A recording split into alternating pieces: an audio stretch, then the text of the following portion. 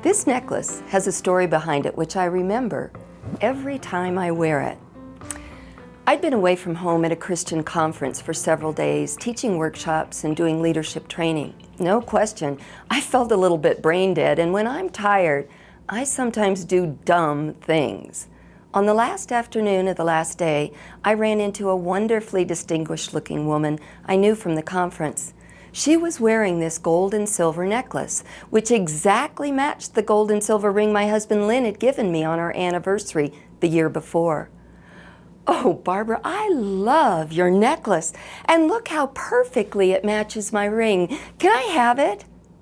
I assumed she knew I was kidding and meant this to be a joke, but without hesitating, she took off her necklace and put it around my neck. "I would be delighted for you to have it," she smiled graciously. I scarcely heard her next words about having too many necklaces and hardly ever wearing this one, and on and on and on. I was just too embarrassed and too busy falling all over myself trying to take back my thoughtless question. "Oh, no, Barbara, you don't understand. I didn't really mean that I wanted your necklace. Sometimes I say really foolish things like that, but I was only kidding. I'm so sorry. Here, I can't take your necklace." I was practically on my knees begging her not to give me the necklace when she looked directly into my eyes. "I want you to have this necklace," she said, kindly but firmly. "So please just accept it." Soon she walked away, leaving me totally speechless and totally humbled. I wore the necklace the rest of the day. I wore it home on the plane, and I wore it the next day. And now, whenever I wear it, I tell other people the story about receiving the necklace I didn't deserve, and how it reminds me of a man named Jesus who gives me the kind of love I don't deserve, and he just wants me to accept it. It's a simple story about a personal experience that made Jesus more real to me. Our lives are filled with stories, memories of experiences that have shaped us into who we are today, stories that illustrate what we've learned about faith or relationships or perseverance. And guess what?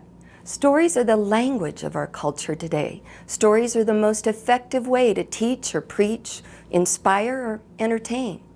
Whether you're introducing yourself at the first meeting of some new committee, or answering questions in a job interview, or maybe just writing on your Facebook page, your most effective means of communication might be a story. So what makes a story? Whether it's a personal experience, or the story of Cinderella, or the prodigal son, or the book The Shack, every good story has three common elements that show up in some way. Three elements, three C's: character, conflict, change. A story is about a character facing a conflict resulting in some change. Since we're talking about personal stories here, the character is you. The conflict is something you experience, something that happens in your family, your friendships, business, or community, and you experience frustration or fear or anger, or a loss of identity or trust or sense of security. With my necklace story, I felt the shame and humility that I'd been so rude and brash to Barbara. I did not want to keep this necklace. But eventually something else happens that brings about a change. Not necessarily in the circumstances, but most often in your perspective. Might be sparked by a memory or a conversation with someone, the sight of something that becomes symbolic, like a sunrise or a butterfly. Something that changes your perspective. I didn't want to keep this necklace because it reminded me of my shame.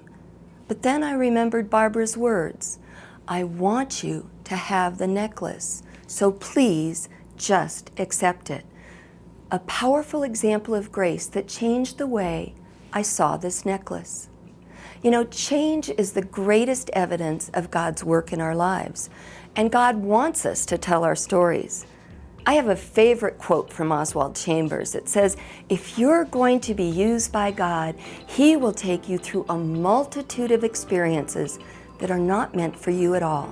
They're meant to make you useful in His hands." We're useful in God's hands when we tell our stories.